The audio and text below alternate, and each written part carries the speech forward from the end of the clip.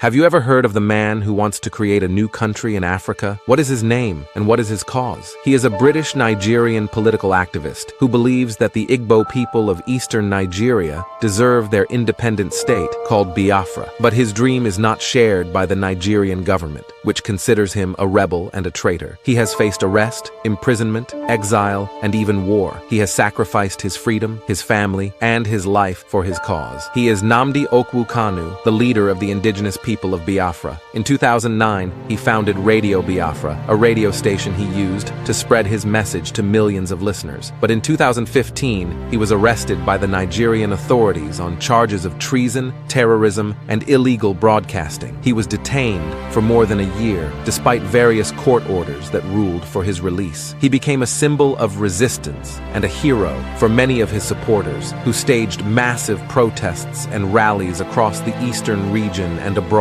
demanding his freedom. He was eventually released on bail in 2017, under strict conditions, such as not leaving the country, not holding rallies, and not speaking to the media. Yet, Kanu defied these conditions and continued his activism and agitation for Biafra. He also embraced Judaism and claimed that the Igbo people were the lost tribe of Israel. He appeared in court wearing a Jewish prayer shawl and head covering and led his followers in Jewish prayers and rituals. He said that he believes in Judaism and considers himself a Jew. In 2017, there was a clash between the indigenous people of Biafra, or IPOB for short, and the Nigerian government's military forces. This led to the deaths of many, the raiding of Kanu's home, and his escape to Israel. Nevertheless, Kanu continued to operate Radio Biafra and to lead IPOB from afar. He also established an armed wing of IPOB called the Eastern Security Network, or ESN, in 2020, as a self-defense force to protect the eastern region from attacks by Fulani herdsmen,